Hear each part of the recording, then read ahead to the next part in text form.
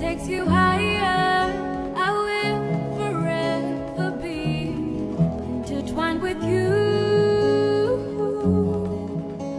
Where the sun never goes down and time will slow down. Would it be too crazy if we decided to stay forever? Decided to stay forever, forever. Perú, y es su segmento Al Desnudo con Natalia Caudina. Hoy día vamos a tocar un tema muy importante que se llama el síndrome de alienación parental.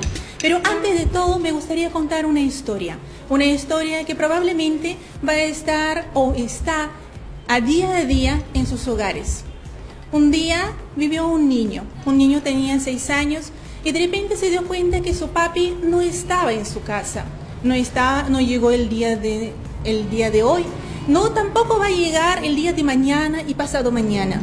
Se dio cuenta que ya papi no estaba presente en su día a día, no jugaba. También se dio cuenta que su mami estaba triste, irritable.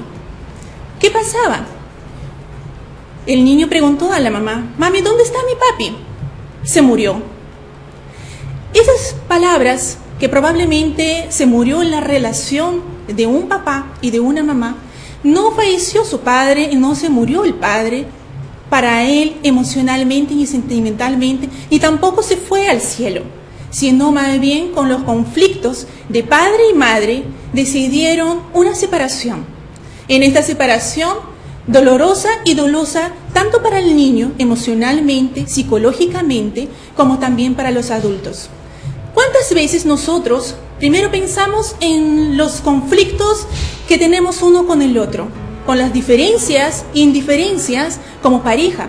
¿Y cuánto nosotros involucramos a nuestros hijos en estas dificultades de la separación o el divorcio? Entonces, con ustedes, hoy día tenemos invitado al doctor Carlos Castillo Rafael, que es abogado, que es conciliador. Bienvenido, Carlos. Muchas gracias, Natalia. Gracias por invitarme a este importante programa y a tu secuencia Al Desnudo. Bienvenido. Hoy día vamos a tocar el tema de alienación parental tanto en los aspectos psicológicos cuanto eso afecta a los hijos y también a los padres, como también en el lado jurídico, ¿no? ¿Qué dice el lado jurídico y derecho sobre alienación parental? Primero establezcamos una noción básica de este tema, ¿no? El síndrome, algunos llaman trastorno, es en cualquier caso, ¿no?, una afectación emocional y eventualmente psicológica que se produce fundamentalmente en contra de los niños, podría ser también los adolescentes, pero fundamentalmente los niños, y que se en el contexto de la relación de pareja, pero sobre todo en la relación más difícil que ésta enfrenta, que es el proceso de separación, donde uno de los progenitores, generalmente el favorecido con el ejercicio de la tenencia, de alguna manera, ¿no?, induce, ¿no?, conlleva a que su hijo menor de edad se aleje, tome distancia, se vaya paulatinamente apartándose e incluso muchas veces generando antipatía y resentimiento en contra del otro progenitor. Todo lo cual atenta con la saludable relación que debiera haber entre los padres con relación a sus hijos, tanto para el que ejerce la tenencia como para aquel que no lo ejerce. Mira, si nosotros vamos a ver que para la sociedad científica no está de todo considerado como el síndrome. Nosotros podemos hablar de los trastornos que pueden generar de personalidad, los trastornos emocionales, pero ¿cuánto eso está establecido aquí en Perú? Ya, muy bien. Es cierto, ¿no? Hay una discusión científica sobre el estatus que tiene este fenómeno, vamos a darle ese término, desde lo que planteó Gardner en Estados Unidos.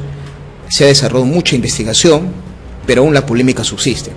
Ahora, en el elemento estrictamente social y jurídico, que es el que me interesaría tratar, para nadie es un desconocimiento que el proceso de separación no solamente afecta severamente a los cónyuges o convivientes, sino fundamentalmente al tercero ausente, que es este hijo o hija menor de edad que vive en carne propia ese proceso de separación. y aun cuando de repente no sea considerado un trastorno o un síndrome propiamente, lo que no se puede negar es que hay una afectación, ¿no?, a diversos derechos del niño y adolescente que están resguardados desde la Constitución e incluso en el Código de los Niños y Adolescentes, como por ejemplo, ¿cuáles? El derecho a la identidad, el derecho al libre desarrollo de su personalidad, el derecho a vivir en una familia, de tener el vínculo estable con sus dos progenitores, el derecho a emitir opinión. Todos estos derechos que están en la Constitución y en el Código Adjetivo, con este fenómeno de indisponer directa o indirectamente al hijo en contra del otro progenitor, sí genera un perjuicio en contra de sus derechos. Y eso sí está protegido. Está protegido en un marco legal que quisiera comentártelo, tanto en el ámbito civil como penal. Y en el ámbito civil, cuando los dos padres llegan a la conciliación, ¿no? Porque si nosotros hablamos en la conciliación extrajudicial, donde podemos tratar y ver que sí, efectivamente, podemos buscar una separación probable no saludable, pero es respetuosa. Ponemos una palabra, respetuoso. Seamos respetuosos con los derechos de nuestros hijos, ¿no?, de nuestro niño en este momento, y no perjudiquémonos. ¿Cuánto en tu experiencia has visto los casos que cuando necesitaba también involucrar a los niños para una evaluación psicológica y determinar que si está con la madre o está con el padre es lo mejor para el niño? Bien, mire, este fenómeno tiene varias aristas y depende de quién se hace el análisis. Para la madre, casi de manera histórica y consuetudinaria, ella se considera como la mejor opción para ejercer la tenencia, aunque no necesariamente puede ser así, ¿no? También es cierto que en nuestro medio muchos progenitores, varones, consideran que la madre debe hacerse de la tenencia, pero no asumen su responsabilidad de, aun cuando así fuera cierto, ellos deben mantener un vínculo y una relación responsable de cuidado y protección hacia sus hijos. Y para los hijos que nunca quieren ver a sus padres separados, que nunca se les explica por qué se da esta separación, que no se les hace entender de que no es por su causa la separación, que ellos no deben sentirse atemorizados de que esto significa una pérdida de la relación con los dos seres que aman, entonces van generando un conjunto de reacciones. Estas reacciones a veces se judicializan, y en los procesos judiciales el proceso de separación puede avanzar, pero lo que también avanza es la afectación a los derechos del niño, porque no se logra ver en su magnitud cómo esto viene afectando. En cambio, tú has mencionado el tema de la conciliación extrajudicial. La conciliación extrajudicial considero que es idóneo para que se tramitan los procesos relativos a la determinación de la tenencia, al régimen de visitas y la pensión de alimentos, temas que suelen salir con relación a la separación que se da entre cónyuges o convivientes. Ahora, la tenencia, hay diversos criterios para determinarla, tanto en el Código Civil como en el Código de los Niños y Adolescentes, y tiene que ser evaluado responsablemente por los dos progenitores. No es cierto que solamente la madre puede cumplir esmeradamente esta labor. Debemos evaluar también la posibilidad de que el padre lo haga responsablemente, y los varones debemos entender que eso también es parte de nuestro deber de ser padres. Y también hay que tomar en cuenta la opinión del niño y el adolescente, lo cual es mejor para él, y ver su evaluación psicológica, porque esto siempre ayuda en base a lo que los especialistas dicen al respecto. Hay un artículo, el artículo 84 del Código de los Niños y Adolescentes, que establece: el hijo, al momento de la separación, se queda con el progenitor que convivió mayor tiempo. Eventualmente, a veces, el hijo menor de 3 años queda con la madre. Pero en cualquier caso, el mismo artículo en la parte final señala: se va a priorizar el otorgamiento de la tenencia a aquel progenitor que fomenta la relación con el otro progenitor.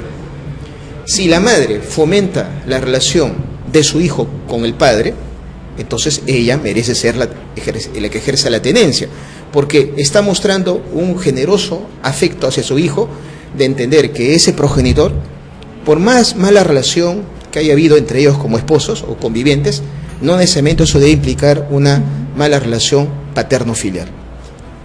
Claro, aquí tú sabes que muchas veces nosotros necesitamos ver cuánto nosotros como padres seamos responsables de poder tener una separación, como yo mencionaba, más cordial, ¿verdad? Y en las características psicológicas, ¿no?, de la alienación parental, es justamente cuando el uno de los dos progenitores manipula consciente o inconscientemente al niño de tal modo que empieza a odiar al otro, sea madre o el padre. Y eso no solamente que nosotros vemos en la separación, que eso se evidencia más, sino dentro de las relaciones familiares. Y también me gustaría tocar el tema, ¿quién puede ser alienador? Porque no solamente el padre y la madre, sino también hay un círculo que puede ser los familiares que dan los comentarios diferentes, ¿no? ¿Qué tal tu padre? Ah, mira que sale tu madre. Entonces, ¿quién puede alinear al niño? Bien. ¿Cuál es la causa de toda esta circunstancia difícil que afrontan los esposos o convivientes que se separan y el hijo que es víctima finalmente de todo este proceso? Es la causa de la separación, ¿no? Generalmente es un tema de adulterio o infidelidad que genera esa suerte de reacción, animosidad, de una crítica que a veces no se logra perdonar fácilmente. Claro, y es la cólera y rabia que quiero castigarte, pero voy por el más débil, que en este caso el castigo va por los hijos. Es correcto, ¿no? Entonces se produce, ¿qué cosa? Lo que tú has mencionado. Se desinforma a los hijos, se les dice que el padre no está vivo, sino está muerto, se ha ido de viaje, se impide la comunicación, se la trata de obstaculizar, se impide que el hijo conozca. Las fotos también. Exacto, los regalos, las cosas que envía. Se pone pretextos cuando quiere darse el encuentro paterno-filial, o simplemente el hecho de que no se le comunica o no se le hace partícipe al otro progenitor que no ejerce la tenencia de temas importantes. Por ejemplo, a qué colegio va a ir el hijo, ¿no? Qué religión va a llevar, o las actividades extracurriculares que va a desarrollar, por ejemplo, ahora en el verano, ¿no? Todo eso forma parte de una exclusión paulatina, no solo del progenitor, como tú bien mencionabas, sino también de los miembros de la familia pertenecientes a ese progenitor. Claro, los hermanos, los tíos, los abuelos, etcétera, que cometen el error de tomar partido. Y al final hay dos facciones que se enfrentan, pero que el que pierde siempre es el tercer ausente, que es el niño que vive esta situación difícil y que lo nota, se encuentra entre dos fuegos. Quiere amar a la persona que es su madre y que tiende a siempre a solidarizarse porque ve como la más débil de la relación, ¿no? Pero también de alguna manera ve que la relación con el padre, como se da en otros hijos, también le gustaría tener. Pero paulatinamente... disculpa que te interrumpa, tiene derecho de amar a los dos padres y ninguno de los dos tiene derecho de prohibir, ¿verdad? Porque es lo que uno siente. Nosotros no podemos prohibir, ¿sabes qué? No se puede prohibir el amor. No se puede, porque el niño nace y ve día a día a su padre y a su madre y tiene ese contacto y se acostumbra y da este abrazo, y cuando se prohíbe eso, ¿no? Los síntomas que aparecen muchas veces es la depresión infantil cuando hablamos de los infantes, la ansiedad, empiezan a bajar las notas en el colegio, dependiendo de en qué época surge esa separación o dentro que hay conflictos. Y lo que comentabas es por falta de comunicación de los dos, porque si nosotros éramos conscientes que el tema nuestro, como los dos seres grandes, maduros, como dos seres que tomamos decisión de estar juntos, también tenemos la decisión en caso de separación, no echar el fuego uno al otro o no jugar ese ping-pong, quién gana, quién pierde, sino más bien tener conciencia cuánto eso puede afectar más adelante a nuestros hijos en esta separación. Porque al prohibir al niño, tú no tienes por qué amar a tu padre o a tu madre, dependiendo con quién se quedan los hijos, porque seguro que en tu experiencia hubo los casos donde repartían los hijos. Un hijo se quedaba con el padre y menor se quedaba con la madre, y había los fuegos cruzados donde se impedía ver, llamar, conversar, abrazar, y se eliminaba todo que significaba para un niño las fotos. Entonces, eliminar toda comunicación. Entonces, ¿cuánto eso afecta a los niños? Y en realidad, ¿tú crees que hay una correlación con todo esa poca comunicación, las heridas, con próximos homicidios?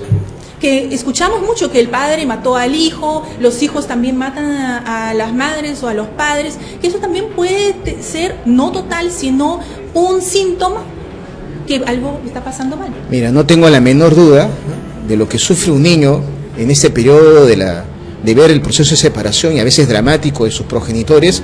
Lo resiente toda la vida, y eso va a aflorar negativamente de manera disfuncional luego cuando se convierte en un ciudadano y cuando él se convierte en progenitor y tenga una nueva relación de pareja. De manera que esto debe curarse para que esta cadena de malas prácticas en las relaciones paterno-filiales y en las relaciones de pareja se repita. Y algo de responsabilidad tiene la sociedad también, porque la sociedad ha normalizado ciertas creencias, ciertas formas de entender aparentemente la relación, y no logran separar que aun cuando el progenitor sea culpable de la separación, y eso debe generar las respectivas consecuencias legales que establece la normativa, no necesariamente eso implica que tiene que ser ya desechado como progenitor responsable, y más bien debe alentarse esa responsabilidad. Ahora, no hablamos de situaciones en las que los padres son peligrosos para los hijos, y ahí sí es totalmente conveniente evitar la relación paterno-filial, pero eso no es el caso de lo que estamos hablando. Estamos hablando de padres que no pueden encontrarse con sus hijos por esta suerte de impedimento que genera el progenitor que ejerce la tenencia. Ahora, en el ámbito penal tenemos lo siguiente: tenemos una ley, la 30.364, que es la ley que protege a la mujer y a los miembros de la familia contra la violencia que se cometa en contra de alguno de sus integrantes. Y establece 4 tipos de violencia: la violencia patrimonial o económica, la violencia sexual, la violencia física y la violencia psicológica. Dentro de la violencia psicológica está precisamente cualquier tipo de afectación a la integridad psíquica, ¿no?, del niño, y es considerado como un elemento agravante. Y esto puede conllevar a ¿qué? Que si el tipo de afectación determinado por los especialistas es leve, generará medidas de protección para el menor. Por ejemplo, que el progenitor que está generando esta alienación, este distanciamiento de su hijo, cese inmediatamente de hacerlo. Pero si la afectación psicológica es ya mayor o incluso severa, puede generar una lesión grave y puede ser sancionado penalmente. Entonces, si bien no hay una norma específica en nuestra legislación en materia civil y penal que hable del síndrome de alienación parental o el SAP, sin embargo, sobre todo con las modificaciones que se han hecho en los últimos años en la ley de protección contra la violencia en contra de la mujer y de los miembros de la familia, sí se da una protección integral de este fenómeno para nuestros hijos. Muy importante también señalar que no solamente las mujeres que sufren la violencia, sino también los varones a quienes impiden ver los hijos, como también los varones que impiden ver a los hijos a las madres, sino ejercen la violencia esa psicológica, las prohibiciones de ambas partes. No hay quien más, quien menos. ¿O si hay una estadística para eso? Yo creo que no hay. Bueno, lamentablemente no hay una data que nos permita ver hasta qué punto se ha agudizado este fenómeno. Me temo de que, así como la violencia contra la mujer que se visibiliza más, igual debiera visibilizarse y hacerse estudios en este campo, ¿no? Y tienes razón, no solamente esto va en contra del varón, puede ser el varón en contra de la madre propiamente, ¿no?